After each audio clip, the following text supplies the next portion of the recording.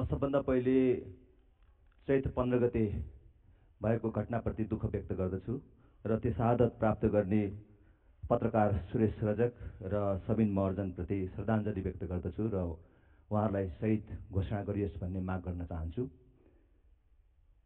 सभामुख महोदय, यहाँ मैले जवाफ दिनको लागि त मसँग समय छैन, तर मेरा मित्रहरूलाई मैले एकमुष्ट के भन्न चाहन्छु भने अब कथाले, शब्द जालले अहिलेको पुस्ता मान्नेवाला छैन। तपाईको मिथ्याङ्कले, मिथ्या इतिहासले अब मान्छे पत्याउनेवाला छैन। अहिलेको चाहिँ डिजिटल युग, अहिलेको सूचना प्रविधिको विकास, त्यसबाट युवा राम्रोसँग परिचित छ। तपाईले राजा किन हटाउन खोज्नु भएको रहेछ? राजा हटाएपछि नारायण हिटीमा तुरुन्तै व्यापार गर्न कसले खोज्यो? हैन, के को लागि तपाईले राजा हटाउनु भएको रहेछ त्यो युवा पुस्ताले हेरिराखेको छ। तपाई राजा हटाएर देशमा लोकतन्त्रको नाममा, गणतन्त्रको नाममा कुन प्रकारको लुटतन्त्र मचाउन खोजिराख्नु भएको छ र मचाइराख्नु भएको छ हेरिराखेको छ। तपाईको त्यो कृति कुराले अब यो पुस्ता मान्दैन, युवा पुस्ता मान्दैन, म भन्दाको पछिल्लो पुस्ता अब मान्दैन। तपाईले जतिसुकै भन्नुहोस्, हिजो अस्ति आजभन्दा 8 वर्ष अगाडि देशको राष्ट्रिय ऋण 6 खरबमा थियो, आज 27 खरब पुग्यो।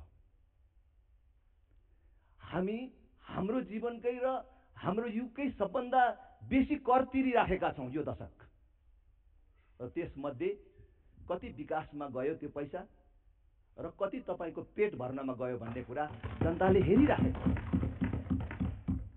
तपाईले गणतन्त्रको नाममा आकाशमा उडाउन नमिल्ने प्लेन किनेर खानुभएको कमिसन, तपाईले प्लेन बसाउन नमिल्ने एयरपोर्ट बनाएको कुरा राम्ररी हेरेको छ।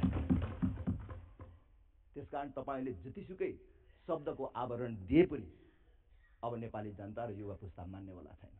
तपाईले नेपाली युवालाई भुटानी शरणार्थी बनाएर बेचेर आफ्नो व्यापार चलाउन खोजेको कुरा हेरिराखेको। तपाईले जबसम्म आफ्नो व्यवहारमा सुधार गर्नुहुन्न नि, तपाईको गणतन्त्रको विरोध चलिराख्छ मात्र होइन, जनताले उल्टाउँछन्। तपाई इतिहासको कुरा गर्नुहुन्छ, इतिहास पढ्नु भएको छैन? बेलायतमा राजा निरङ्कुश भए भनेरै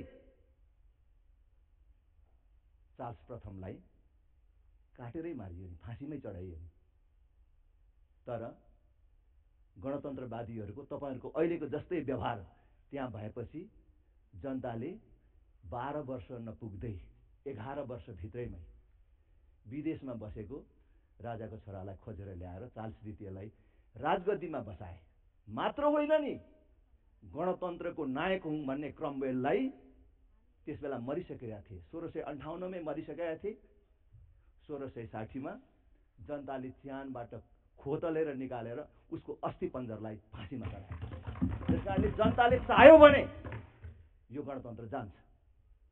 त्यसकारण जनताको शक्तिलाई, युवाको शक्तिलाई तपाईले नहोच्याउनुहोस्। अस्तिको चैत 15 गते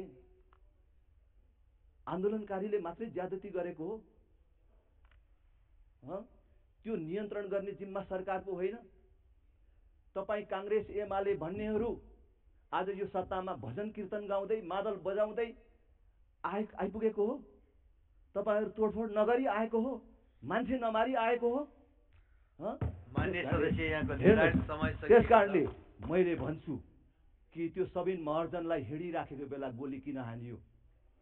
छतमाथि बसेर मञ्चमा किन म्याद सकिएको अश्रु ग्यास बर्साइयो? किन माथिबाट गोली हानियो? त्यसको जवाफ चाहिन्छ। र मसँग समय छैन, म अनुशासनपूर्वक आफ्नो समयमा आफ्नो कुरा टुङ्ग्याउँछु।